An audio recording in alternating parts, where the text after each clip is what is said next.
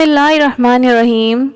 جب اسے امام حسین علیہ السلام کی شہادت کی خبر ملی تو پتھر پر اپنے سر کو مارنے لگا اور اس قدر زخمی ہوا کہ خون سے لہولہان ہو کر بے ہوش ہو گیا۔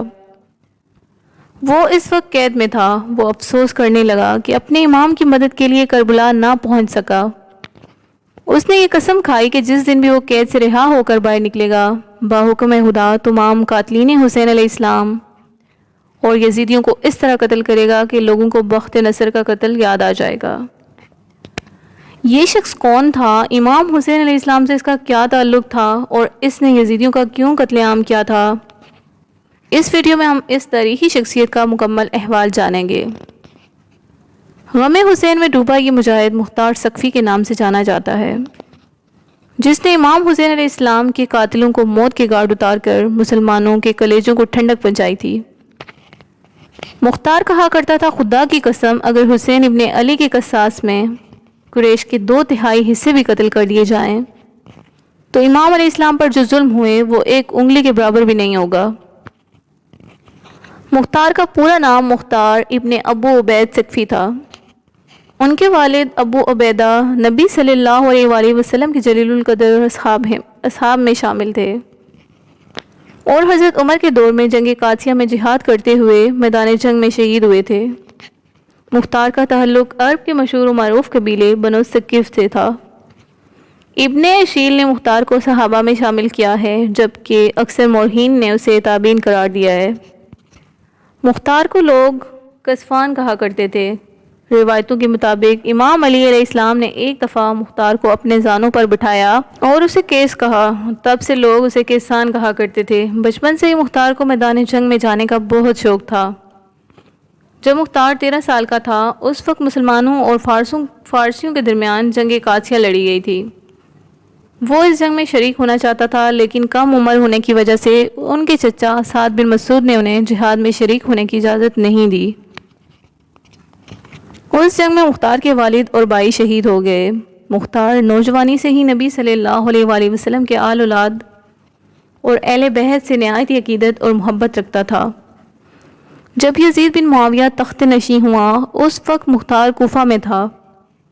جب اسے خبر ملی کہ امام حسین نے یزید کے ہاتھوں پر بیعت کرنے سے انکار کر دیا ہے تو اس نے امام علیہ السلام سے رابطہ کیا اور کوفہ و بصرہ کے لوگوں کو اس بات پر آمادہ کیا کہ وہ امام علیہ السلام کے ساتھ مل کر بنو امیہ کی حکومت کا تختہ پلٹ دیں، کیونکہ امام عالی مقام، دنیا اور آخرت کے امام اور مسلمانوں کے رہنما ہیں۔ لہٰذا امام حسین کی حمایت کرنے اور لوگوں کو یزید کے خلاف بغاوت پر آمادہ کرنے کے جرم میں یزید کے ظالم گورنر عبید اللہ ابن زیاد نے مختار کو حراست میں لے لیا، اسے 100 کوڑے لگائے اور اس کی ایک آنکھ کو زخمی کر کے قید میں ڈال دیا گیا۔ 10 محرم سن 61 ہجری کو امام حسین علیہ السلام اور آپ کے ساتھیوں کو میدان کربلا میں بے رحمی کے ساتھ شہید کر دیا گیا اور آپ کے سر کو کاٹ کر ابن زیاد کے دربار میں پیش کیا گیا۔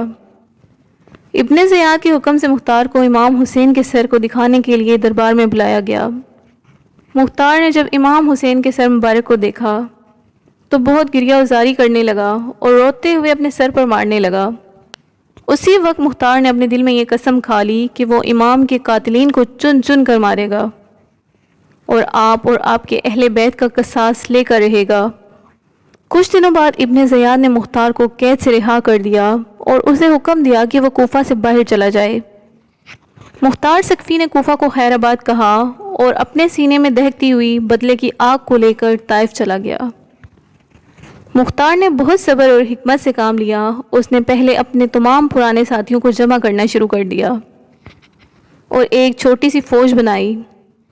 مختار نے اپنے پرانے ساتھی ابراہیم ابن مالک اشتر کو بھی اپنے ساتھ ملا لیا، جو حضرت علی کے جانثار سپاہی مالک اشتر کا بیٹا تھا اور اہل بیت رسول سے بے پناہ محبت رکھتا تھا۔ ابراہیم کے پاس بھی چھوٹی سی لشکر تھی جسے مختار نے اپنی فوج میں شامل کر لیا۔ اس کے بعد مختار نے اجمیوں، ایرانیوں اور موالیوں کو اپنی فوج میں شامل ہونے کی اجازت دی۔ وہ لوگ دراصل بنو امیہ کے ظلم اور عربی اور اجمی تفریق سے پریشان تھے، لہٰذا اجمی اور موالی جو اہل بیت رسول کے شیعہ تھے مختار کے ساتھ ہو گئے۔ رفتہ رفتہ مختار کی طاقت میں مزید اضافہ ہو گیا۔ مختار کی رگوں میں خون کی طرح دوڑتی اہل بیت سے محبت اسے بار بار حسین ابن علی کی شہادت یاد دلا رہی تھی۔ مختار اب قیام کے لیے تیار تھا۔ مختار نے اللہ رب العزت کے دربار میں دعا کی کہ اسے تب تک موت نہ آئے جب تک وہ ایک ایک یزیدیوں کو قتل کر کے ان کے ناپاک وجود سے اس زمین کو پاک نہ کر دے۔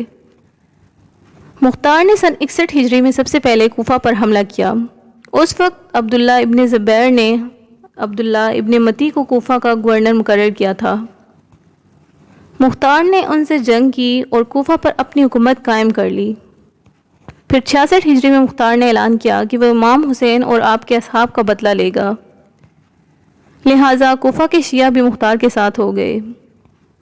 امیر مختار ثقفی نے اپنے دربار میں ایک شخص کو مقرر کیا تھا جس نے ان لوگوں کی ایک لسٹ بنائی جو میدان کربلا میں یزیدی لشکر میں شامل تھے اور جنہوں نے کربلا میں امام عالی مقام امام حسین کے قافلے پر حملہ کر کے انہیں شہید کیا تھا۔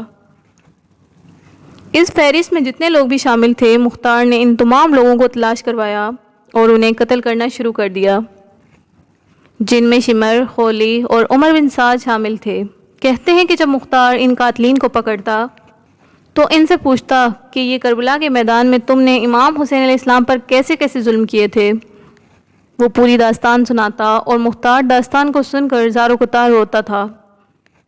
سن 67 ہجری میں مختار کے سپہ سالار اور ساتھی ابراہیم اشتر نے عراق کے مقام موصر پر ابن زیاد سے جنگ کر کے اسے بھی قتل کر ڈالا۔ ابن زیاد وہی شخص تھا جس نے امام حسین کے کٹے ہوئے سر مبارک پر چھڑیاں مار کر بے حرمتی کی تھی، لہٰذا مختار نے زیاد کے کٹے ہوئے سر کو کوفہ بھیجنے کا حکم دیا اور بالکل اسی مقام پر اس کے سر کو رکھا جہاں اس نے امام حسین علیہ السلام کا سر رکھا تھا۔ ترمذی شریف کے بیان کے مطابق جب ابن زیاد کے سر کو کوفہ کی مسجد میں رکھا گیا تو ایک سانپ ظاہر ہوا اور اس کے ناک کے ایک نتنے میں داخل ہو کر دوسرے نتنے کے سوراخ سے نکل گیا۔ اس طرح اس سانپ نے 3 بار یہ عمل کیا اور وہاں سے چلا گیا۔ یہ عبرتناک منظر تمام اہل کوفہ نے اپنی آنکھوں سے دیکھا۔ اس کے بعد ابن زیاد اور عمر بن سعد کے سروں کو مختار نے امام حسین کے بیٹے امام سجاد علیہ السلام کے پاس مدینہ بھیجا، جسے دیکھ کر آپ نے مختار کے حق میں دعا فرمائی۔ روایتوں کے مطابق مختار کے قیام کو امام سجاد کی اجازت اور حمایت حاصل تھی۔ سن 68 ہجری کے بعد مختار کی امارت کمزور پڑنے لگی اور ابن زبیر کے بھائی مصعب نے کوفہ پر حملہ کر کے مختار کے قلعے کا گھیراؤ کر لیا۔ اس آخری لمحے میں مختار نے غسل کیا، عطر لگائی اور نماز ادا کرنے کے بعد بارگاہ الہی میں شکر بجا لایا کہ اسے اللہ نے اتنی مہلت دے دی کہ اس نے تمام قاتلین حسین کو جہنم واصل کر دیا۔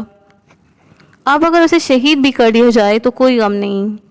یہ کہہ کر وہ قلعے سے باہر آیا اور مصعب کی فوج سے لڑتا ہوا شہید ہو گیا۔ تاریخ میں مختار کی شخصیت کو بنو امیہ نے بہت بدنام کرنے کی کوشش کی، لیکن مختار آج بھی ہر محب حسین کے لیے ہیرو ہے۔ غم حسین سے زخمی دلوں کی ٹھنڈک ہے اور مختار کے چاہنے والے آج تک اس سے شدید عقیدت و محبت رکھتے ہیں جو قاتلین حسین پر موت بن کر گرا۔ امید ہے آپ کو آج کی یہ ویڈیو پسند آئے گی۔ پلیز میرے چینل کو لائک اینڈ سبسکرائب کیجیے۔ ملتے ہیں اگلی ویڈیو کے ساتھ، تب تک کے لیے اللہ حافظ۔